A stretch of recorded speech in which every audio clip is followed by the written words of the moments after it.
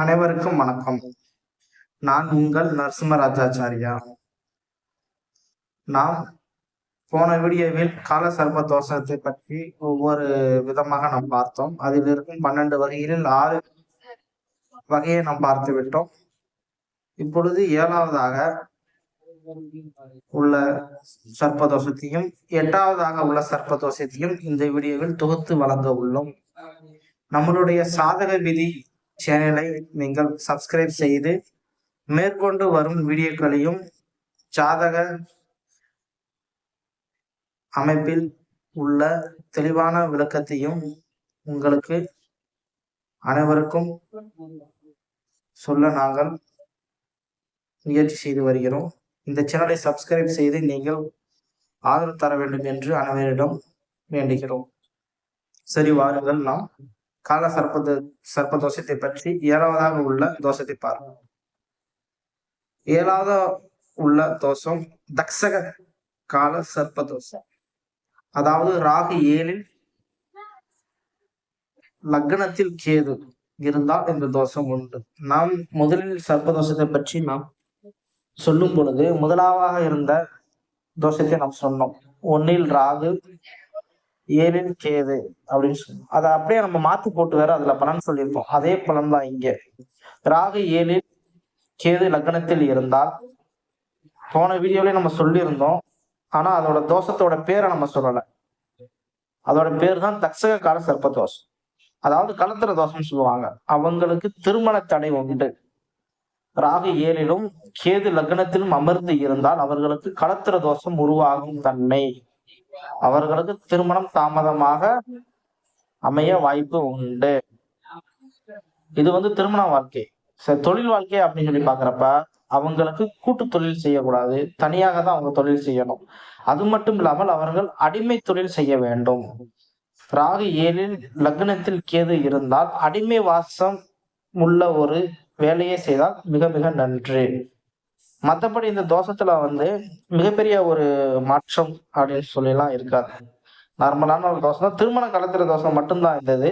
அதை முறையான டயத்துல நம்ம அந்த திதியில நாகபஞ்சமி திதியில கால சர்ப்ப சாந்தி தோஷத்தை நிவர்த்தி செஞ்சுட்டாவே நம்மளுக்கு ஒரு நன்மையை நம்மளுக்கு ஏற்படுத்தும். அதுல இருந்து நம்ம விடுபடலாம். கிட்டத்தட்ட ஒரு நல்ல பலனையை நம்மளுக்கு கொடுக்கும். நல்ல திருமண பாக்கியம் அந்த வரப்ப நல்ல தாலி பாக்கியம் உள்ள பெண்ணையும் புத்திர பாக்கியம் உள்ள பெண்ணையும் இந்த தக்ஷக கால சர்ப்பதோஷம் உள்ள ஜாதகருக்கு கல்யாணம் பண்ணி வைத்தால் நன்றாக இருக்கும். கண்டிப்பாக இவர்களுக்கு களத்திர தோஷம் நிவர்த்தி அடைந்து திருமண வாழ்க்கை பந்தம் நன்றாக இருக்கும். அடுத்து நாம் 8வதாக பார்க்க போவது கார்கோடக கால சர்ப்பதோஷம். இது ஒரு முக்கியமான சர்ப்பதோஷம். இது தொழில் துறையில இருக்கிறவங்களுக்கு இந்த தோஷம் மிகப்பெரிய தாக்கத்தை ஏற்படுத்தும். கார்கோடக கால சர்ப்பதோஷம் சொல்றது ராகு 8இல் உட்கார்ந்துருப்பாரு, கேது 2இல் உட்கார்ந்துருப்பாரு. இந்த 8க்கு 2க்கும் இடையில மற்ற கிரகங்கள் உட்கார்ந்துருக்கும். அப்படி உட்கார்ந்துருந்தா இந்த கார்கோடக கால சர்ப்பதோஷம் உருவாகும். இதனால் என்ன ஏற்படும் அப்படின்னு சொன்னா, அவங்களுக்கு தொழில் தொடங்குற வரைக்கும், அதாவது சின்ன பிள்ளையில இருந்து வேலை செய்யற வரைக்கும் எந்த ஒரு பாதிப்புமே இருக்காது. வேலை செய்ய வந்துருவாங்க. அப்பதான் இந்த பாதிப்பு அவங்களுக்கு ஸ்டார்டே ஆகும். அப்ப என்ன ஆவாங்க, நண்பர்களை நம்புவாங்க, கூட வேலை செய்யறவங்களை நம்புவாங்க. அதனால் இவர்கள் ஏமாற்றப்படுவார்கள். அதனால் இவர்களுக்கு பொருளாதார பாதிப்பு உண்டாகும். அப்ப இந்த அமைப்பு உள்ளவங்க சிந்தனை இருக்கு பாத்தீங்களா, அது டிபெண்டிங் டயத்திலேயே போகும். அதாவது அடுத்தவங்களை சார்ந்து இருக்கிற மாதிரியே இவங்களுக்கு சிந்தனை போகும். அந்த சிந்தனையை மாற்றி அமைக்கிறதுக்கு தான் இந்த சர்ப்ப பூஜை நிவர்த்தி பூஜையை நம்ம செய்யணும். அதை நாகபஞ்சமி திதி அன்னைக்கு கால சர்ப்ப சாந்தி பூஜையை நம்ம செய்யலாம். அதே மாதிரி ஒவ்வொரு சனிக்கிழமை அனுமன் சாலிசா நம்ம படிக்கலாம். அதே மாதிரி பிரதோஷ நாளில் சிவபெருமானுக்கு பாலாபிஷேகம் செய்து முறையான முறையில் வழிபட்டு நாம் இந்த கார்கோடக கால சர்ப்ப தோஷத்தை பூஜையை நாம் செய்து நிவர்த்தி பலனை அடையலாம். திருமண வாழ்க்கையை பொறுத்த வரைக்கும் இவங்களுக்கு நல்லாதான் இருக்கும்.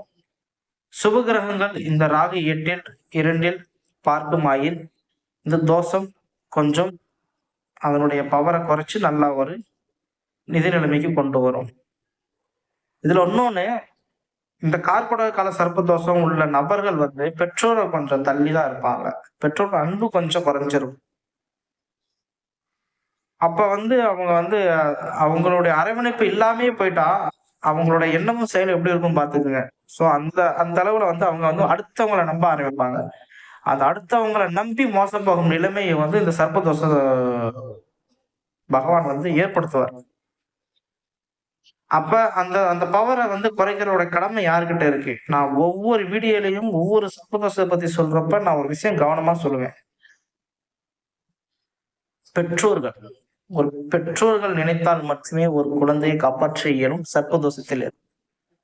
அவர்கள் பிறக்கும் தருவாயில் இருந்து ஜாதகம் எழுதப்பட்ட முதல் அவர்களுக்கு அந்த விஷயம் தெரிந்த முதலில் இருந்தே அவர்கள் சர்ப்பதோஷ பரிகாரத்தை தொடங்க வேண்டும் என்று சொல்லிக் கொண்டே இருப்பேன். நான் இதுவரை போட்ட வீடியோக்கள் அனைத்திலும் நான் சொல்லியிருப்பேன். ஒரு பெற்றோர்கள் நினைத்தால் ஒரு தன் மகனை அரசனாக்க முயற்சி செய்யலாம்.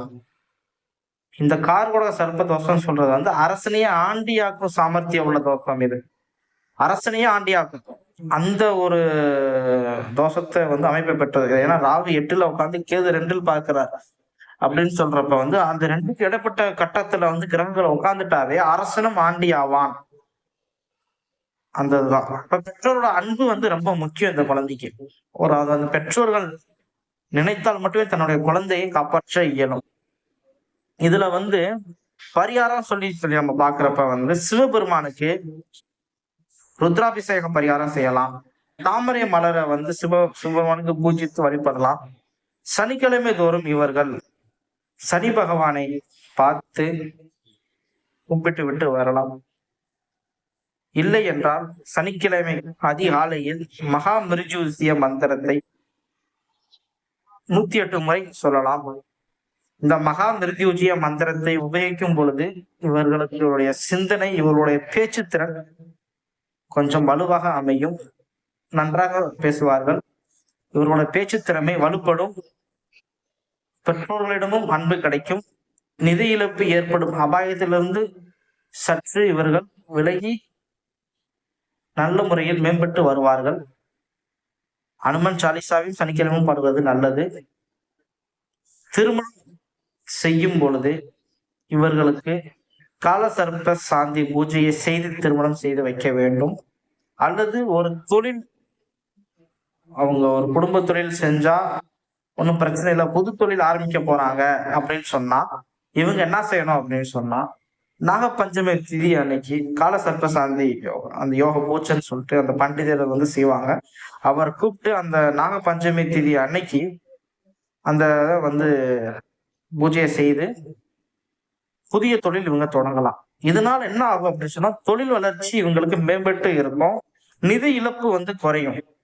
மற்றபடி மகா மிருத்யுஜய மந்திரத்தை வந்து தினமும் இவங்க சொல்லலாம். 108 முறை சொல்லலாம். மிக மிக சிறப்படையும் உங்களுக்கு.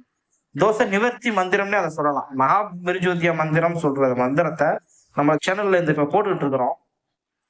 இந்த மந்திரத்தை வந்து நீங்க 108 முறை நீங்க சொன்னாலே பாதி தோஷம் போயிடும். உங்களோட பேச்சு வந்து உங்க பேச்சால் வரும் விபரீதங்களும் நஷ்டங்களும் சீராக்கப்படும். நல்ல சிந்தனை உங்க எண்ணங்களில் உருவாக்கப்படும். அடுத்து நாம் 9வது உள்ள சர்ப்ப தோஷத்தை பத்தி அடுத்த வீடியோவில் பார்ப்போம். நம்மளுடைய சேனலில் தொடர்ந்து நீங்கள் ஆதரவு தாருங்கள்.